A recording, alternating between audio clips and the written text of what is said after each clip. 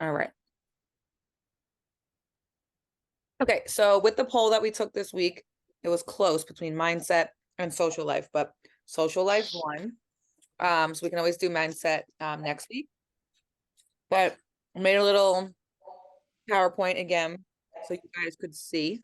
Can you say how Steph is doing? Did she Oh, have the yeah, baby? sorry.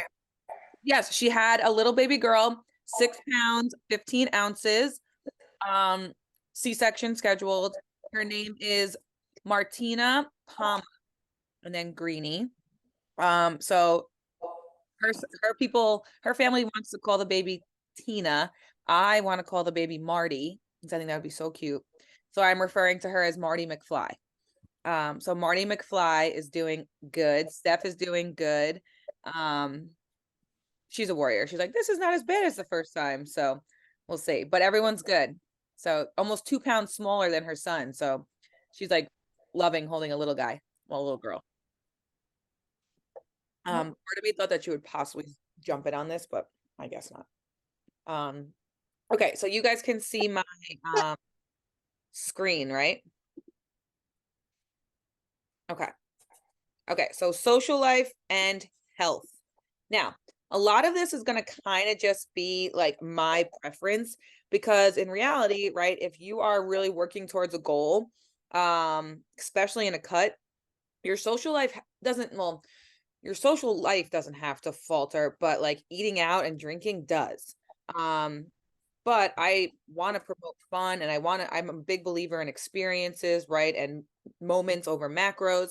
So a lot of this is going to be just like tricks that I've learned, that I've listened to on podcasts, that I feel like have worked for me, how I navigate it. And I mean, I'm not like, the most social person in the world, but I go out, I know I have plans every once in a while. So it's not like I'm a hermit, right? I know how to navigate. Um, Okay. So, first thing, right? It is 1000% possible to have a social life and count macros, right? Like if we want memories, right? Life is about creating experiences. I don't really know the meaning of life, but all I do know is that you want to create experiences. So we never want to miss out on things because of our diet, if they're important to us, right? We have to constantly look at our priorities. So it is definitely 100% possible to count your macros, have a social life, and enjoy your moments. Like, you can't tell me that every single person that counts their macros doesn't leave their house, right? There are some serious social butterflies that do this just fine. And they found their balance. So, um, it doesn't necessarily mean though that you can continue doing what you've been doing, right? If you're going out 5 nights a week to dinner, getting drinks, this, that, you don't miss any invitation, that's not really realistic, right? That's going to have to slow down a little bit. Again, you can go to these things, but the eating out is going to have to slow down because, again, we all know that it's very hard to track things that we don't cook, right? So it doesn't mean that you can't have your cake and eat it too completely, right? You can't have this great social life, eating and drinking all the time. And I mean, I guess you can have it and count your macros, but you're probably not going to hit them and you're probably not going to see the changes that you want. Okay. Another thing is you can't blame a social life on this, right? A lot of times people who are like interested in coaching but don't sign up, it's because they have too many plans or they're on the go too much. And that's an excuse, right? Like we have people in this group that have 5+ kids that own their own businesses and have work dinners at like fancy restaurants like 5 nights a week. People can do it, right? You can't blame your social life on the lack of success. It's if you do, it's really just an excuse because you don't want to change and you don't really want it that bad, right? So your social life can never be the excuse for this not working because at the end of the day, you can pick not to do these things. Okay. Again, just priorities. Um, okay. So I found this visual that I thought was really helpful, right? If we're in we can do this in two ways. If you're in a diet, right, and you eat your maintenance is 2,300 calories. And again, for my newbies, this might sound a little crazy, but let's say I tell you to eat 2,300 calories a day. So when you want to diet, you're going to eat 1,800 calories a day, a nice 500 calorie deficit. You kick butt on Monday, on Tuesday, on Wednesday, on Thursday. Okay. You go a little rogue on Friday, a little rogue on Saturday, but then you kick butt on Sunday. Guess what? You're back at maintenance. Okay. So these 2 days, when I know they don't seem like a lot, and you're like, but I was so good 5 out of 7 days a week, it can make a major impact. Again, especially because we probably underestimate what we eat and drink when we go out. Okay. So again, not saying you can't enjoy things every once in a while, but if you're in a diet, 2 nights a week of reckless, eating can really make a difference. It can also make a difference, right? If you're eating at maintenance. So if you're one of my gals in maintenance and you're eating 2,300 calories every day, you're nailing your macros, you nail your macros 6 days a week. On Saturday, you go over by 500 calories. That adds up week in and week out. And eventually that's a pound that you maybe put on, right? So again, not saying that you have to be perfect 7 out of 7 days a week, but the consistency is very key. And we have to plan for it, right? You can't just walk into a social event blind because it's not going to go well. You can absolutely go out to eat, you can absolutely go to weddings, girls' night, happy hours, but you have to plan for them. Okay. And no one, unless people have shotgun weddings here, things are coming up. Okay. For the most part, your plans at least a day in ahead. And if you don't, I'm going to say later, you have to kind of guess that they're coming. So here are some guidelines, right? We want to eat less than 3 meals out a week. That's including takeout and that's including, dinners out, because it is very hard to know what goes in meals when we take out. Even if it's basic, even if you order grilled chicken with broccoli from the pizzeria, you don't know if they use butter in that broccoli. You don't know if they used oil, how many ounces maybe that chicken was, what kind of seasonings were on it, was the broccoli with something else, right? It's just, you're not going to be off by a ton, but you're going to not be accurate. Okay. And again, accuracy is key. So the less we eat out, the better. We all know that. Is it going to be 0? Probably not. Maybe some weeks it will. But less than 3 is the goal. You are going to have to sacrifice something, right? No one signed up for this and thinking that they're going to continue doing the same exact thing they've been doing, or else you wouldn't be asking for help or guidance, right? Some things you're going to have to say no to. You might have to pass on the bread bowl. You might not have to drink at a happy hour. You may have to say no to a random coworker's invite to her 4th of July party, right? Some things you're just going to have to pass on, right? So the I can't make it is actually a very powerful sentence in this. And if people give you a hard time, you probably don't even want to be going anyway. I know it's, again, probably hard to understand that you're going to have to say no to things. But again, if this is a priority, if you want to look in the mirror and be proud of what you see, you have to sacrifice other things. Okay. And that's that. All right. So you guys know I'm big on planning. So every Thursday is when I always recommend that you guys look at the week ahead. So in 2 days, when I sit down and make my recipes that I send you guys and I plan my grocery, I look at the week ahead of plans. All right. So like this week, right? Tomorrow is Rustin's birthday. We're going to the diner, his request. Saturday, our families are coming over for a party. Okay. Sunday, I have my babysitter's 19th birthday. So I have and it's a street fair, right? So I have 3 events this week that are, more than normal. So you have to look at those, because then you're going to start to plan around them. If you don't look at them and you don't see what's coming up, you're not going to be able to balance your calories. Okay. And if you have nothing on your calendar, just assume at least 2 things are going to pop up. Something on Friday, a lunch, a breakfast, a dinner, a happy hour, something's going to come up. Just think in your head, plan for it, plan B. Okay. So always look ahead, See what days you might want to alter your calories or alter your meals on. And again, walking into the week blind isn't going to really be helpful, right? So, how to navigate a dinner out. I did two different things. I did like a nice sit down dinner, and then I did like an event where it's not so structured. So, a dinner out, you for sure want to look at the menu ahead of time, right? Look at the menu. Every single place has a menu online.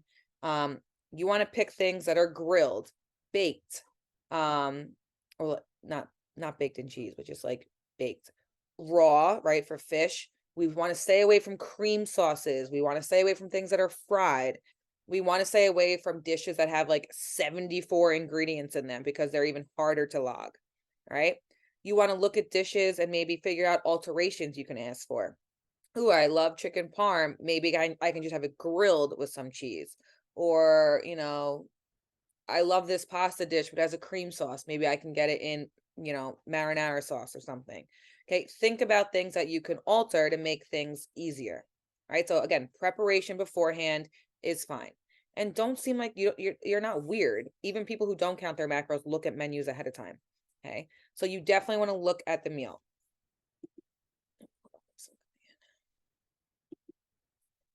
All right. The next thing.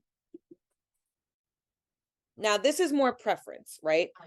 You can't expect to go out to dinner and eat your normal breakfast, eat your normal lunch, eat your normal snack, and then go out to dinner.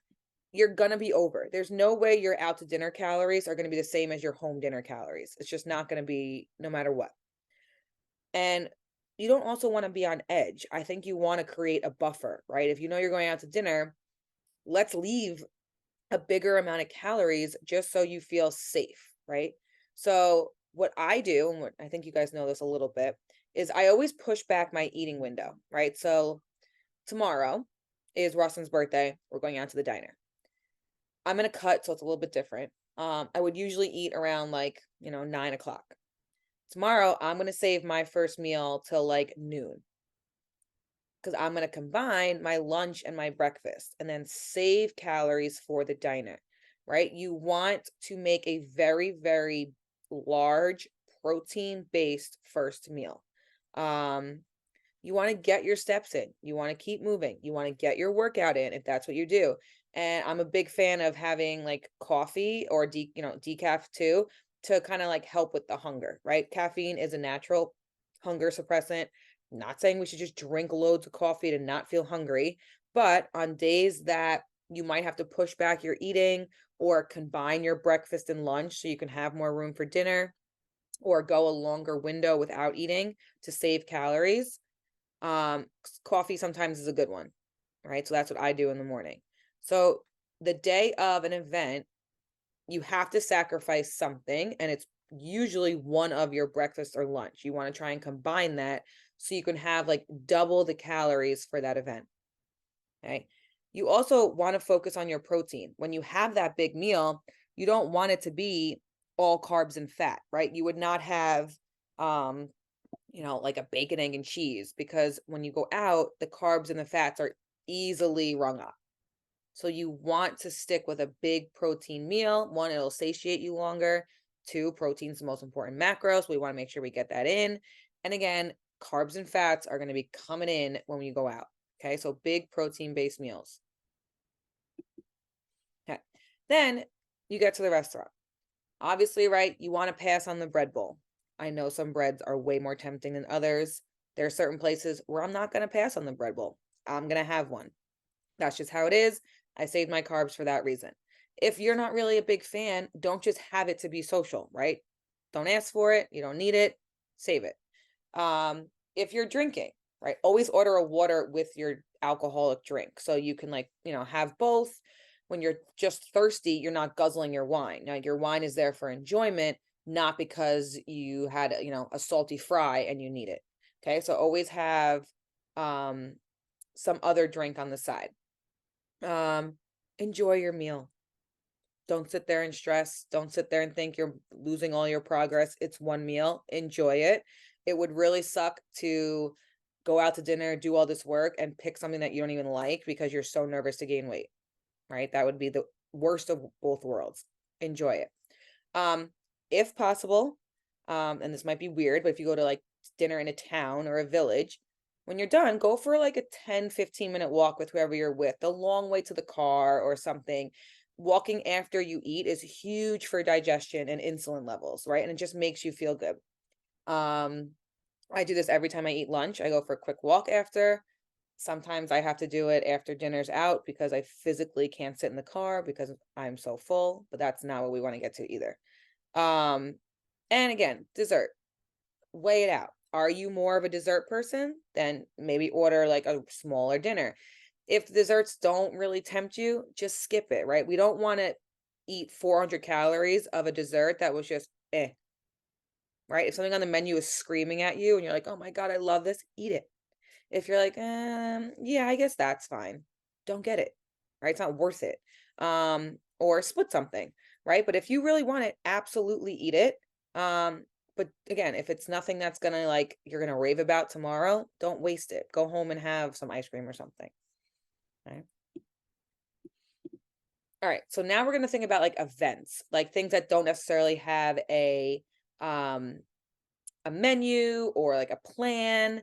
You're going to be there for a longer time, something like, like a party, a night out, anything like that. Um, Once again, push back your eating window.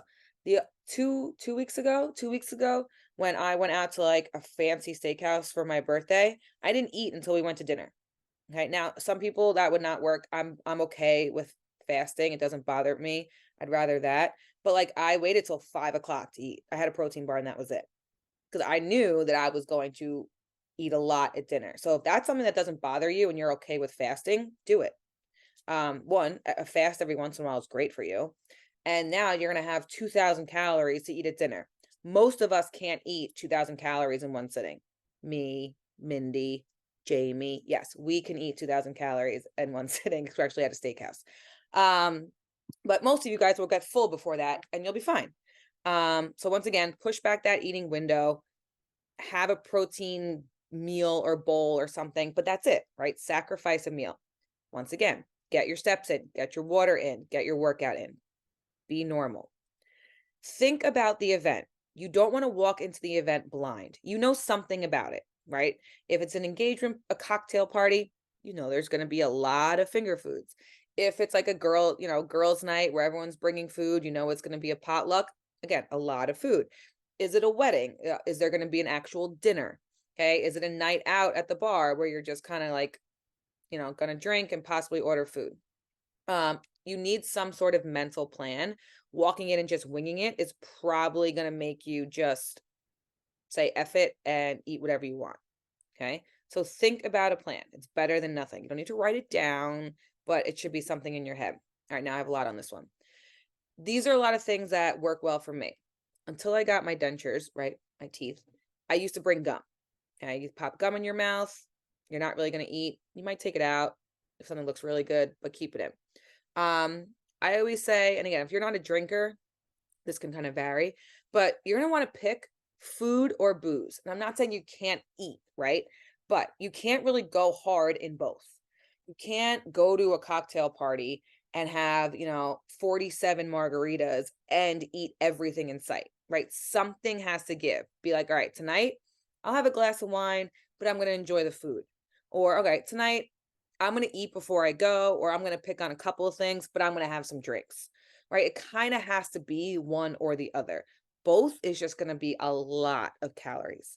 Okay. And a lot of you guys, if including myself, if we're drinking and we also are eating, we're going to eat more, right? So you kind of want to decide what path you're going down with that food or booze. If you're not a drinker, you just want to monitor the food. A big thing is you want to remove yourself from the area with the food, right? You want to put physical boundaries in between you and the cocktail party or, the kitchen table with all the food on it. I get that people always gravitate towards that, and that's where like people usually talk, but try and stand further away or go into another room with friends or sit on a couch somewhere else. So you aren't just hovering over the food and mindlessly eating, right? Put a physical boundary in between you and wherever the food is. So you have to make like a couple of conscious decisions to go eat that. I'm going to stand up. I'm going to walk across the room. I'm going to do this and get the food. Okay. And if you break all those, then you know what? Nothing was stopping you anyway. Right. So you want to put things in the way. Um, right. We don't want to stand over the kitchen island and just talk to our friends and eat because that's just calories that you don't even know what in your mouth. Right. Try and do something. Put a drink in your hand. Okay. If you have a drink in your hand, you're not going to get a plate with a fork. If you have a drink in your hand, you're going to only be able to eat stuff with one hand, which I know we can eat a lot of, but again, it slows us down. It makes options a little smaller. Um, if it's just like a cocktail party or you're going out for happy hour, eat before you go. Sometimes this backfires. This backfires with me, which I learned, right? I'll have a full meal before I go, thinking that I won't eat when I get there, and then I'll have a full meal there. So I just get double. So I decide not to have, but like if you are better, and some people are, like she's not on here, but one of our clients, right? Business owner, a ton of work dinners. She's eating before she goes now, and she's actually not eating at the work dinner, or she's just like, socializing. That's great. Um, so eat before you go if you can, willpower not. Don't order like a meal out when you're if you're out for like a happy hour. I'm sure someone else will. You're going to end up snacking on someone's food. Just pick off of theirs, right? Throw them some money at the end. But don't order like your own dish if you had food already. Booze, we want to stick with liquors that with 0 calorie mixers. Beers are a killer. They're just high in calories, and super bloaty. Wine is okay, liquor is okay. No frozen drinks, and no, I know the specialty drinks are great. Maybe start with one, but no matter how skinny or clean they are, there's a ton of sugar in there. So maybe have one of those and then stick to simple. Vodka soda, tequila soda, bourbon, whiskey. You want to do something that's more bang for your buck, if that doesn't sound too like alcoholic, right? um if two whiskeys neat are gonna have you feeling nice and what you want compared to 12 beers, right? You pick that. So do something that's a little bit higher in volume, again, if that's your plan. The biggest thing with drinking, right, is the late night eating. Do all you can to not stop at a fast food place. Don't go home and raid the cabinets. And that's hard. I know that because most of the time, right, you're trying not to eat when you're out drinking, so you get home and you're hungry. Go to bed, brush your teeth, or open something that you can eat a lot of that's not going to be detrimental. Like a big thing for me is like I'll have skinny pop if I come home and I'm starving because at the end of the day, I'm gonna throw back 150 calories of that, maybe. Not the end of the world compared to Taco Bell, right? On my birthday, where I probably threw back like 1,200 calories. So try not to late night eat. That's the killer with drinking. Okay. It's the mindless eating that we do after. And then most important, log it. Don't ghost these nights because you have to log the bad. If you are just logging the days that you're tracking and on point, you're gonna look great. Your numbers are going to be on point, the averages are going to be great, and it's going to be fake. We're going to be living in a fake world of data. So even if you go back and you just guess, right? MyFitnessPal has everything under the sun in it. Just guess, one pigs in a blanket, you know, 4 quiches, just throw it in there, right? The next morning when you're sitting on the couch, just guess. Even if it's not accurate at all, it's better than nothing. So put it in, right? Um, Willpower is hard, right? So again, that's why saying yes or no is you might want to just pass on events. You're gonna have to have some willpower, right? Like if you're putting yourself in a scenario where there's just ample food and ample alcohol, that's when willpower is going to come. And I'm not saying you have to be perfect, but you can't just be a glutton. You also don't want to wake up the next morning and slash the 3 tires, right? So you slashed your 1 tire on Saturday night. Do not get up on Sunday and say, "Oh my God, I had the worst night ever. I'm hungover. I'm getting a bacon, egg, and cheese and Chinese food." That's where we start to really go downhill. All right. Everyone can have a night here and there where they enjoy themselves, they go out to eat. But if we say F it, get angry at ourselves, regret it, and then don't log, don't go to the grocery store, don't meal prep. So now we're screwed for the week. That's the real decision that kills us. It's not the social event. It's the aftermath. It's the fact that you threw your Sunday out the window and didn't prep yourself for the week, right? It's also big that we have to acknowledge what we did. You have to own it. You can't be like, I don't understand why I'm not hitting my goals. Well, you're eating 2,400 calories on the weekends when your goal is 1,700 calories. Um, and I'm all for having fun, but you have to take ownership in it. It slows down progress. It's just inevitable. But if you make that decision, you don't bitch about it. You don't ask me why it's not like why we're not losing weight. I have answers for you. Um, and then the other days have to be super consistent. You can't go out on Friday and Saturday night and also have off Tuesdays and off Thursdays and some off Sundays, right? If you are going to go out, if you're not giving up your social life, if you're going to have fun on Friday and Saturday nights, your Sunday, your Monday, your Tuesday, your Wednesday, your Thursday have to be 100% consistent, right? I did like some silly math where if you're at 100% for 5 days out of the week and then you go out and you're 50%, you're still 86% consistent, which is fine, right? We want 85 and above. But if your Sunday is Monday's good, Tuesday's okay, Wednesday's a little bit better, but then Thursday goes down a little bit, and then Friday and Saturday are both 50, you're dropping that consistency immensely. So it is okay to have a social life, but then the other days have to be very, very on point. If you don't have a social life, your other days can be a little bit more free. Okay, but that's probably no one here. Everyone here is doing something at some point during the week. Okay, so I know that was just a lot of me talking and probably things that you guys kind of knew, kind of heard, but planning ahead, not letting it mess up the rest of your week, and really diving into the consistency the other days are probably the biggest like keys. But that's it from me. All right. And don't get so sad at yourself. Like you chose to do whatever event this was. I'm sure you had fun. Again, just get up the next morning, get your steps in, get your water in, grocery shop. All right. Don't be sad, sit on the couch all day and eat chips because again, that's going to put you in a deeper hole than this event ever did. Any questions on social events? No. I have one. Okay. You said like actually I don't even remember what you said. No, I wrote down the question. Like, oh, you said saving the calories, so eating one protein bar if you could, and then going out. I probably wouldn't be able to do that, so I'd eat like more than just a protein bar Yeah. and save those calories. But I've done that, but found that I then go out at 8 o'clock and I'm not even close to my calorie number. What am I supposed to come home and then eat or stay way under? So like even after you went out, you didn't come close to your calories? Yeah. Okay. Yeah. So yeah, that's probably like a planning issue too, right? So you're a little bit different because you're a young buck, right? And your nights out probably look a little bit different. But if you're gonna go out, and I know you're not like a wild woman, and you're like, I'm probably not gonna have like, a glass or two of wine or something, and then you can eat more. Like if you're going out to, Morgan Wallen, you're on the train, you're doing this, that's a day that I would save as many calories as possible. Right. So you're going to kind of have to judge what kind of event is this.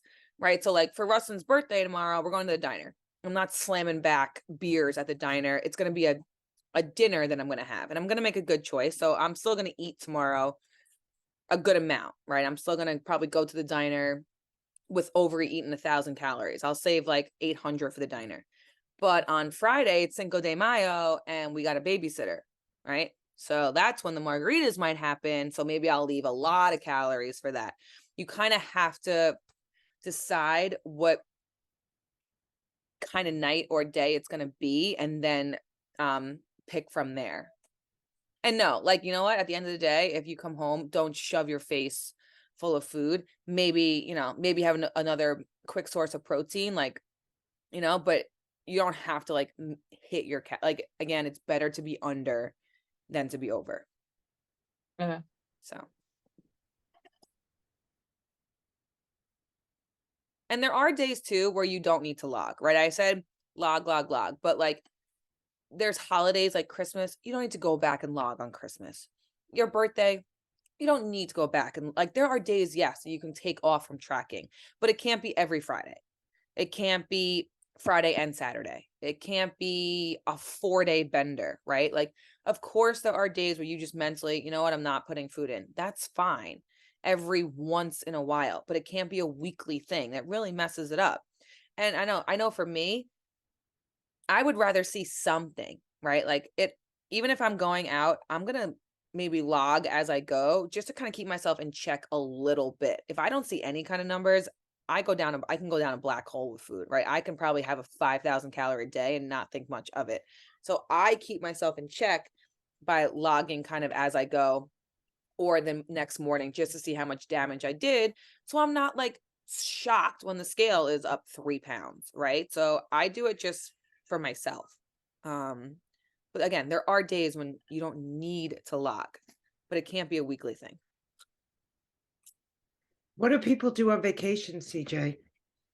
Um, I have both actually. Majority of my gals right now, a lot of people on vacation right now, are not logging. Um, completely fine.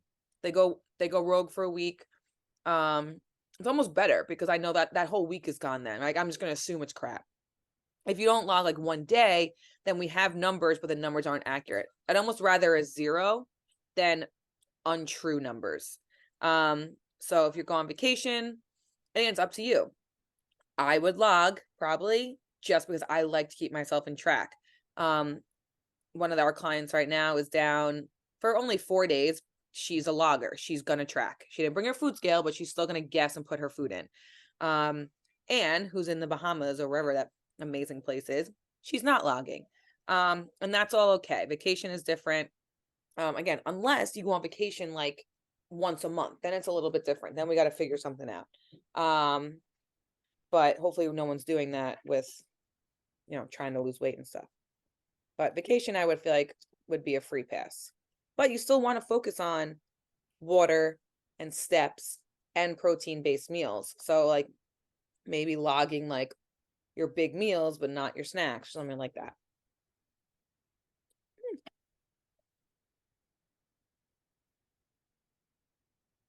Anyone else? During your cut, do you tend to stay away more from alcohol? I've not done a Do you very go more food based? I do. But I haven't been a good example because 2 weeks ago I had wine on Saturday and then at Great Wolf I had some high noons. So I mean it's one day a week of under 3 drinks. And I'm in a pretty significant cut. So that's what also helps me, right? Like I'm in a 650 calorie cut. So I have a little bit more room, right, than someone that's only down in a 400 calorie cut. So, all right, Lori. Yeah. So I should, but I'm also not in a spot, and you're probably gonna be the same way, where I'm like desperate to lose weight. I'm in this cut just because I haven't tried in a while. I would love to lose like, 2% body fat or something small. So I'm events or moments right now over macros. I'm okay if this cut takes me a little bit longer or if I don't get the crazy results that I need because I'm okay with my body at maintenance. Um, so that's why like I chose to have those high noons because I'm not actually like I don't really have like a goal weight or anything right now. I'm just kind of just seeing what happens. So again, it's all kind of about what stage you're into. If that makes sense. Anything else? Yes, Theo.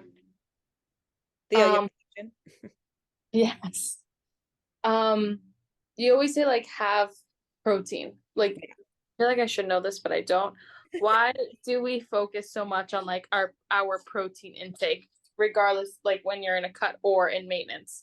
And especially like if you're doing like a social event, you would probably want to like eat more protein. Like stay away from the bread, but have a piece of grilled chicken. Just because protein is one the most satiating and it does the most for us, and because it's a lot easier to find carbs and fats when you're out, right? So when you sit down to dinner, most of the places you go to eat, the carb and fats are going to be very consistent on the menu. Also alcohol are carbs and fats. So we want to get our protein in at home just because it's going to be a lot easier to eat carbs and fats when we're out.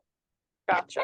So that's why I always say get your protein in, because if your carbs are super low, have a glass of wine. If your carbs are super low, have the bread, you know? You can't necessarily like just pick on grilled chicken if you're out.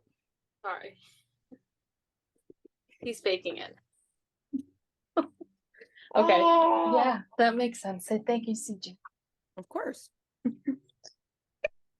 Theo. You're so cute. I'm going to try and make my first balloon arch tonight. Me and Tom are going to end up fighting each other. Ay, ay, ay. Good luck. Kevin's outside mowing the lawn. It's dark out. Boys will be boys. Yeah. Anyone else have any questions? I don't know whoever asked the Q&A question. That was like a serious good question. Like in-depth thinking. I was impressed. It was about training. They even used the word hypertrophy. Jamie Oh, that was mine. I knew it. I I freaking knew it. I was like, who asked this? It was impressive. Hold on, I'll tell everyone it was. And then I guess we can wrap it up. Oh no, that's where was this? Tuesday. Zoom. No, didn't work out. Okay. Jamie's question. Oh, there's two. Okay. Rep ranges you use. Do you subscribe to the 6 to 8 for hypertrophy? What's your range for small versus large muscle groups? She's such a workout snot. Okay, so yes, I'm a big believer in hypertrophy. I do like 6 to 12. Once you hit that, so if any of you guys are doing lifts and you're getting to rep 12, the next set, go up in weight. You should not be getting to number 13 or unless it says to 15, because some smaller group muscles at the end, the accessory is 12 to 15. That's fine. But if you're hitting the end of the rep range that I recommend, move on to weight. I don't care if that means you get 6 the next time. CJ, when you say accessory, what do you mean by accessory? So usually the first 3 movements in your workout day are your compound lifts. So your squats, your deadlifts, your bent over rows, your cable rows, your bench press. Like those are bigger body movements. So those are called compound because it takes your legs, it takes your core, it takes multiple aspects of you. Then after those 2 or 3, the other movements are smaller. They're accessory. They're to help those compound movements.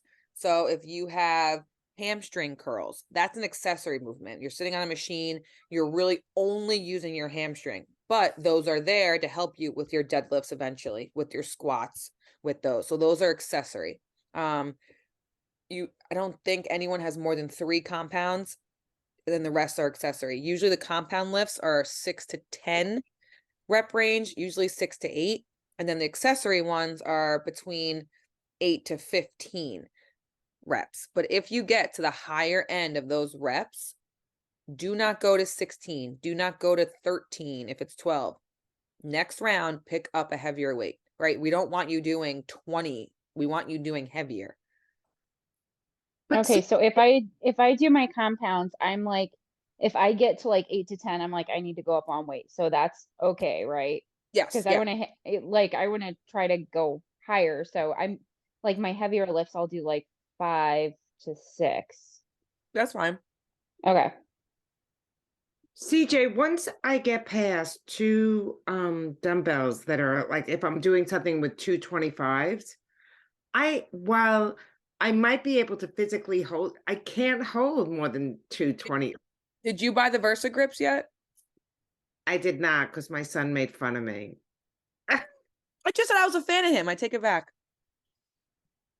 Yeah, Um, you don't need those things. Yeah. Tell him you can't hold it. And tell him mom doesn't need a nut crusher to work on her grip. We're over that. Get the You can Versa grips. Heavier than 2 25s if you have those Versa grips. Oh, I'm not even kidding, Mindy. You're gonna like be like, I hold 80-pound dumbbells with those. Shut up. I swear to God. I swear. They make such a difference. I was holding them wrong. I was putting them on wrong for 2 weeks, so I thought they were trash, and I was like, "This is the worst thing ever." Once I figured out how to put them on, whole new ball game. Who has them here? No one has them here right now, right, Jamie? You're muted. Like for any sort of like deadlift movements too, when I'm pulling heavy weights, it makes it so much easier. It's unbelievable. It makes the weight Yeah. so Yeah. lighter. Like nothing. And you can actually use the muscle that it's intended to do rather than work on your grip. Yes.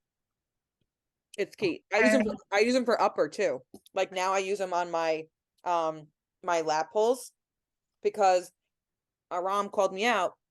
I was holding the lat pull so hard so it wouldn't slip out of my hands that I was blowing up my biceps, not my back. Now that I can use those, I barely grip it and I can pull completely with my back. They're freaking good. I'll Okay. send the link. Also, let me know what exercises too, and then maybe we can always like go to a barbell if you feel okay with that. But I would definitely get the Versa grips. Okay. And supposedly they last years. So we'll see.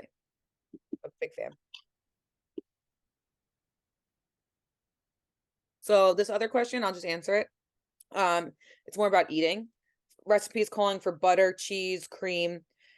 Should you just pick healthier options rather than, like, yeah, most of us don't have crazy high fat numbers.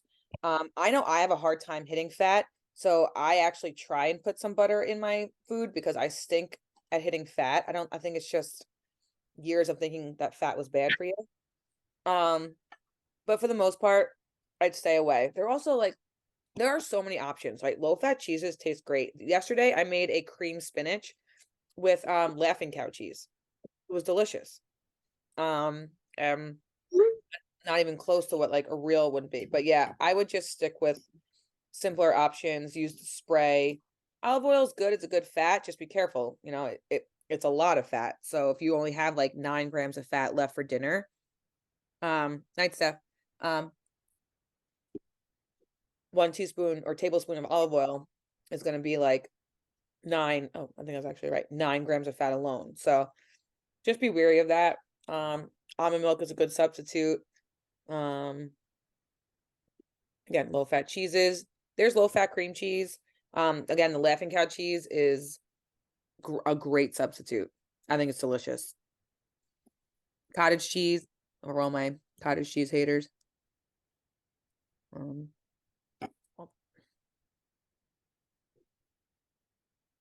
There's foods with low sugar, and again, natural sugar is fine. I don't care if you have 1,000 grams of natural sugar. It's the added sugar that we don't want, like fruits and vegetables and all that. Brown sugar's okay. Did you add brown sugar, or is that like in your food? There's a brand. Yeah, I put it in my coffee. Like the sugar in the raw. Okay. Is that, what are your thoughts on that? Like, What is the calorie count on that? oh, shoot, yeah, I don't know. okay. So just look at that. I don't think oh, Swerve. Oh, what's that? Swerve. Oh, I forgot you guys can see my screen. I'm like typing it to you. Swerve is a 0-calorie replacement, and I use it for used a lot in baking. They have Oh. brown, they have all the kinds of sugars. They have brown, confectious, granular, all that. You can buy it on Amazon. It's not the cheapest, but if you put it in your coffee and like it, I would definitely invest in a bag. Oh, thank you so much. Good to know. Okay. Lauren Fit Foodie, I send her dinner recipes sometimes. She's big with baking. She uses Swerve in all of her baking stuff. Wow. Okay. Yeah. Very good to know. It's not as good as sugar, but whatever. DJ, which Versa grips did you get? It seems like there's all different styles. One moment. Like Extreme, Pro.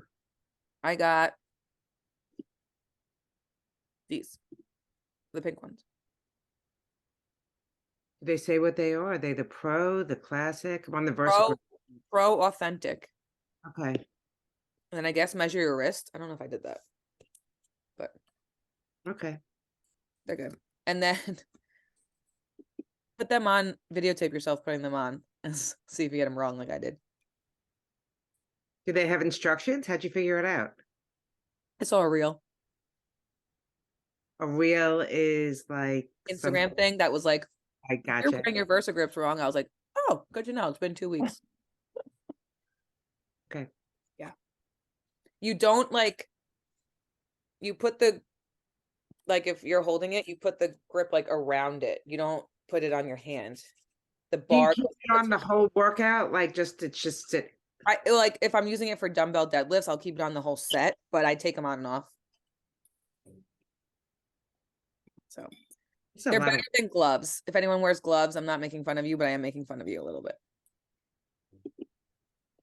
So tell your son he can make fun of people that wear gloves, but not grips. We're cooler. I will tell him that. And Jess, if you hear this, because I know you're going to listen later, I know you wear gloves, so I'm making fun of you. All right. Does anyone have any events this weekend that they are nervous for, or I do. what do you got? My stepmom's